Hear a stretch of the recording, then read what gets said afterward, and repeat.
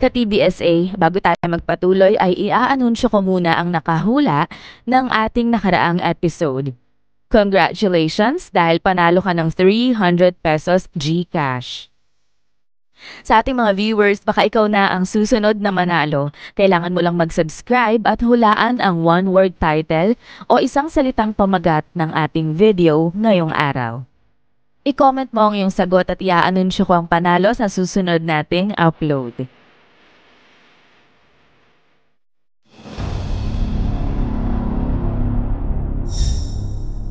Isang nakakalungkot na realidad ay ilan sa mga babaeng Filipina ang nagtatangkang humanap ng karelasyon mula sa mga foreigner dahil na rin sa pag-asang ang mga ito ang mag-aahon sa kanila sa kahirapang kinasasadlakan. Bagamat may ilang mga positibong kwento kung saan nakakahanap ang mga ito ng tunay na pag-ibig, ay marami ang sinasawing palad at napapahamak.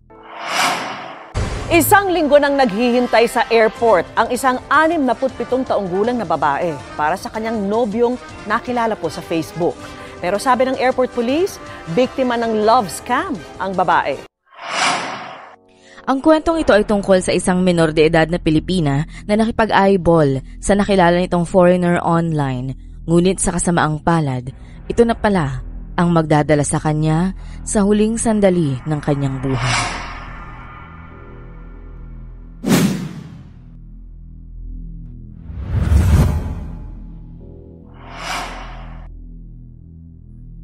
Noong 1998, ipinanganak si Alona Daniela Alvarez sa bayan ng Bagu, Sinandangan, Zamboanga del Norte. Si Alona ang bunso at nag-iisang anak na babae sa 4 na magkakapatid. Maagang nawala ang kanyang ina at iniwan naman sila ng kanyang ama kung kaya't lumaki silang magkakapatid sa pangangalaga ng kanilang lola na si Lola Herminia. Ayon kay Lola Herminia, mabait at responsableng bata si Alona, lalo na sa mga gawaing bahay. Matayog din ang mga pangarap ni Alona para sa kanyang pamilya. Madalas niyang sinasabi na gusto niyang tulungan ang kanyang pamilya kapag siya ay nakapagtapos na at nakapagtrabaho na. Nagtapos si Alona sa Sierra John Romer National High School. Ayon sa kanyang mga guro, si Alona ay matalino at matulungin. Isa rin siyang masayahing bata. Matapos ang kanyang graduation sa high school, ipinagpatuloy ni Alona ang kanyang pag-aaral sa kolehiyo. Ayon sa kanyang pinsan, gusto ni Alona na kumuha ng kursong marine engineering. Gusto rin niyang mag-abroad para makatulong sa kanyang pamilya. Nabanggit din ng kanyang pinsan na plano ni Alona na magkaroon ng relasyon sa isang dayuhan para mas mapadali ang proseso ng kanyang pangingibang bansa at mas mapabilis ang pagtupad ng kanyang pangarap. Dumating ang panahon na ninanais ni Alona na i-explore ang mga bagay-bagay. Kaya bumili siya ng cellphone. Matapos makabili ng cellphone, humingi si Alona ng tulong sa kanyang pinsan na gumawa ng social media account. Sa mismong araw na ginawa nila ang account, nakilala ni Alona ang isang dayuhang lalaki. Siya ay 42 taong gulang at ang pangalan niya ay Ali mula sa Australia. Madalas na nakakausap ni Alona si Ali hanggang sa nagkamabutihan ang dalawa at nagkaroon ng LDR o long distance relationship. Bukod sa kanyang pinsan, nalaman din ng kanyang guro ang tungkol sa pakikipagrelasyon ni Alona sa dayuhan. Noong 15 ng Enero ayon sa kanyang guro, sinabi ni Alona sa kanya ang tungkol sa relasyon nila ng dayuhan. Pinadala noon ng lalaki ng pera si Alona. Nagpadala umano ito ng 2,000 piso sa dalaga. Ginamit ni Alona ang pera para bumili ng ice cream na ibinahagi umano niya sa kanyang mga kaklase at guro. Nang makilala ni Ali si Alona, gusto niyang agad-agad na magkita sila. Gusto niyang pumunta sa Pilipinas para maka-face-to-face si Alona. Sinusuportahan ng kanyang pinsan ang pagkikita nila ni Ali. Nagkasundo pa sila na sabay silang pupunta para salubungin ang dayuhan sa paliparan ng Dipolog City. 26 ng Enero 2015, 2 araw bago dumating si Ali sa Pilipinas, naghanda si Alona para umalis. Inanyayahan niya ang kanyang pinsan na sumama sa kanya para bumili ng damit at magpa-manicure. Habang magkasama sila, biglang nagbago ang isip ni Alona. Gusto na lamang niyang makipagkita kay Ali ng mag-isa. Sinabi niya na mas mabuti kung hindi nasasama ang kanyang pinsan. Kahit anong kumbinse ng kanyang pinsan na sumama ay nagpumilit na tumanggi si Alona. Noong 28 ng Enero 2015, umalis si Alona ng mag-isa. Inihatid siya ng kanyang pinsan sa terminal ng van papuntang Paliparan ng Dipolog City. Hindi niya inaasahan na ito na pala ang huling beses na makikita niya si Alona. Nagawa rin ni Alona na tumawag sa kanyang guro habang nasa biyahe. Sinabi niyang susunduin niya ang kanyang dayuhang boyfriend sa Paliparan. Pero dahil sa mahinang signal habang nasa biyahe sila, hindi sila nakapag-usap ng maayos. Nang hapong yun, nag-text si Alona sa kanyang pinsan na nagkita na sila at magkasama na sila ni Ali. Pero matapos ang update na yon ni Alona, hindi na ito nasunda. 2 araw matapos sunduin ni Alona si Ali, hindi na sila nakarinig ng anumang balita mula sa kanya. Hindi sila nakatanggap ng kahit isang text o tawag. Dahil dito, labis silang nag-alala. Sinubukan nilang kontakin si Alona pero hindi ito sumasagot. Sa kabilang dako naman, nagtataka rin ang landlord ng isang bahay panuluyan, ang Antonio's Pension House, dahil hindi pa nito nakikitang lumabas ang isang foreigner na may kasamang Pinay matapos mag-check-in ang mga ito noong 28 ng Enero. At 30 ng Enero, 2 araw pagkatapos dumating ng dalawa, ay sinubukang katukin ng landlord ang pinto ng kanilang kwarto upang sabihin na oras na para sila ay mag-check out. Habang nasa pintuan ng landlord, hindi siya nakarinig ng anumang ingay mula sa loob ng kwarto. Sinubukan niyang sumigaw ng maraming beses pero walang sumasagot mula sa loob, kaya nagpa siya silang buksan ang pinto ng pension house. Nang makalas ang doorknob at mabuksan ang pinto, ay tumambad sa kanila ang walang saplot at wala ring buhay na katawan ng babae na napapalibutan ng pulang likido. Sa pagkabigla ay agad na tumawag ng otoridad ang landlord at nagsimula ang investigasyon. Sa pagsisiyasat, nakita ang maraming tanda ng pananakit sa katawan ng babae, kabilang na ang mga pasa at pinsala sa kanyang mukha. Dahilan upang mahirapan ng pulisya na kilalanin ang biktima. Ang ilang personal na gamit na nasa kwarto ang nagsilbing lead ng mga pulis upang matukoy ang pagkakakilanlan ng babae. Nakita nila ang isang resibo sa remittance center na nakapangalan kay Alona Alvarez. Nakuha rin ng pulis ang bag at cellphone ng babae na may larawan ng isang dayuhan. Agad na kinontak ng mga pulis ang mga kamag-anak ni Alona gamit ang na-recover na cellphone. Nang dumating ang kanyang mga kamag-anak, agad na kinumpirma ng kanyang pinsan na si Alona ang babaeng natagpo ang walang buhay sa loob ng kwarto. Nakita ng kanyang pinsan ang bagong manicure na mga kuko ni Alona kaya kinumpirma niyang siya ngayon. Base sa investigasyon ng mga otoridad matapos sunduin ni Alona si Ali sa Paliparan, agad silang nagtungo sa pension house sa Dipolog. Agad din nagbayad si Ali para sa 2 araw na renta ng kwarto base sa may-ari nito. Ayon sa mga otoridad, maaring nagsimula ang away ng dalawa bago naganap ang brutal na krimen.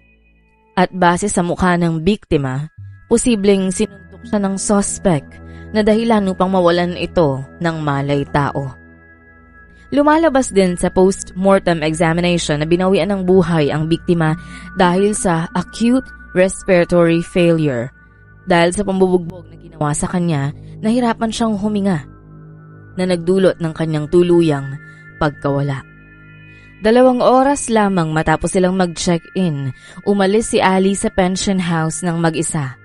Hindi na bumalik ang suspect sa kwarto at hindi rin nakita si Alona na lumabas mula noon.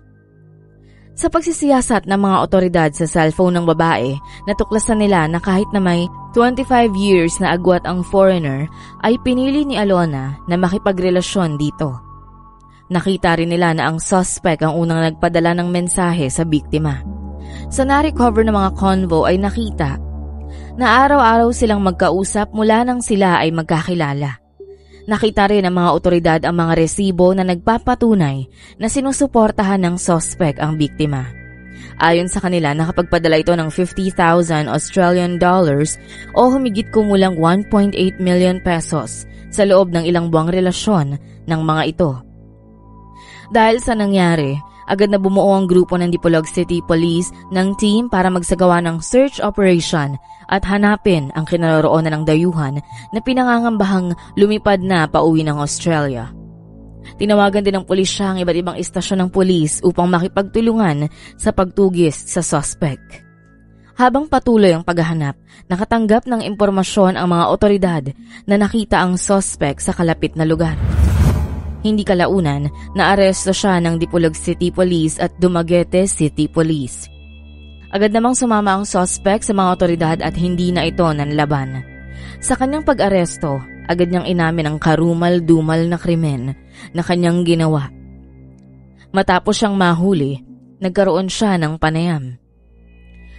Ayon kay Ali, ang insidente ay isa lamang self-defense bago umano-humantong ang pangyayari. Sa pagkakapaslang ay pinagkamalan umano ni Ali na transgender si Alona dahilan upang uminit ang kanilang pagtatalo. Una, umanong nanakit ng pisikal si Alona at dahil sa pagkabigla, nagdilim ang kanyang paningin at ipinagtanggol niya ang kanyang sarili. Hindi kinukumpirma ng mga investigador kung totoo ang sinasabi ng suspect, pero isang bagay lang ang kinumpirma ng mga otoridad. Si Ali ay gumagamit ng ipinagbabawal na gamot. Habang sinusuyod ng mga otoridad ang kwarto, nakakita sila ng mga paraphernalia na maaaring ginamit ng suspect bago naganap ang krimen. Para sa mga otoridad, kahit ano pa man ang dahilan ng suspect ay hindi ito sapat upang bawian niya ng buhay ang biktima. Ang lahat ng ebidensya ay malinaw na itinuturo si Ali bilang responsable sa sinapit ni Alona. Dahil dito sinampahan ng suspect ng kasong pagkitil ng buhay. Kung mapapatunayang nagkasala, makukulong siya ng 40 taon. Bukod dito, kinasuhan rin siya ng paggamit ng iligal na droga. Samantala, iniulat ng Sydney Morning Herald ang krimen na ginawa ni Ali sa Pilipinas. Base sa artikulong inilathala nila noong Pebrero 2015, meron umanong mahigit 100 police records si Ali sa Australia kung kaya't hindi nakakagulat ang pagiging delikadong tao niya at sa kasamaang palad ay nakilala niya ang dalagang si Alona na huling ginawa niya ng karumal-dumal na akto. Nakulong na rin umano si Ali noon at isa sa mga krimen na ginawa niya ay ang pag-atake sa kapwa preso niyang si Michael Talley. Nakuhanan siya ng CCTV footage habang ginagawa niya ito. Dahil sa ginawa ni Ali, ay hindi na ito muling nakapagsalita at nakalakad dahil sa pinsalang tinamo nito sa utak at pagdaan ng 3 taon ay pumanaw rin. Bilang parusa na sentensyahan siya ng 15 taon na pagkakakulong. Noong 2011, kinasuhan din si Ali ng pagbawi ng buhay ng kapwa preso na si Colin Johnson. Noong 2014, natapos ni Ali ang kanyang 15 taong sentensya, kaya pinalaya siya. Pinayagan siyang lumabas dahil ayon sa legal na sistema ng Australia, si Ali ay nakarehabilitate na. Pero matapos siyang makalaya, bumalik siya sa paggamit ng bawal na gamot. Walang kamalay-malay si Alona sa background ni Ali kung kaya't naging biktima siya ng taong inakala niyang mabait at mapagbigay. Lumalabas na siya ay isang marahas at walang awa. Hahatulan ng 40 taong pagkakakulong ang suspect dahil sa bigat ng kanyang nagawa, ngunit isang nakakagulat na pagbabago sa takbo ng kaso ang nangyari matapos magsumite ng Affidavit of Desistance ang kamag-anak ng biktima sa korte. Ang Affidavit of Desistance ay nangangahulugang iniaatras na ng pamilya ni Alona ang pagkakaso sa salarin. Marami ang nagulat sa naging hakbang ng pamilya ni Alona. Marami ang nagsasabi na maaaring nabayaran sila, pero nananatiling pribado ang dahilan kung bakit nila i-withdraw ang kaso. Dahil sa pagsumite ng pamilya ni Alona ng Affidavit of Desistance, naabsuelto si Ali sa kanyang krimen. Noong 2018, pinalaya si Ali at pumunta siya sa Maynila. Pero kahit naabsuelto siya sa krimen na ginawa niya kay Alona, muli siyang nakulong noong 29 ng Mayo 2018 dahil sa kaso ng paggamit ng ipinagbabawal na gamot. Ayon sa Quezon City Police District, nahuli ang suspect na may 2 sachet ng shabu at naaktuhan siyang bumabatak nito. Ikinulong si Ali sa Quezon City Jail. Base sa panayam kay Ali, napakahirap para sa kanya ang buhay sa loob ng piitan. Lalo na tuwing tag-init. Ang piitan kasi na may kapasidad lamang na 800 ay tinatayang may 3,800 na preso nitong 2022. Ang selda kung saan siya nakapiit ay 14 square meters lamang at para sa 7 tao lamang. Pero dahil sa dami ng preso, umabot na sa 80 preso ang pinasok dito. Ayon kay Ali, kahit na mahirap ang buhay sa loob ng selda, nasanay na siya. Sa ngayon, wala pa ring konklusyon sa kaso na isinampalaban sa kanya ng QCPD at hindi pa malinaw kung hanggang kailan ito mananatiling nakapiit. Ang nangyari kay Alona Alvarez ay isang nakakalungkot na insidente. Ang pagiging mapusok nito at ang kanyang pagiging mapagtiwala ang naging dahilan upang siya ay mapahamak. Sa mga nanunood sa ating channel, magsilbi sanang paalala sa atin ang kwentong ito na piliin ang mga taong pagkakatiwalaan. Busisiin ang mga nakakausap, lalo na sa panahon ngayon kung kailan laganap ang paggamit ng internet. Mag-ingat po tayong lahat.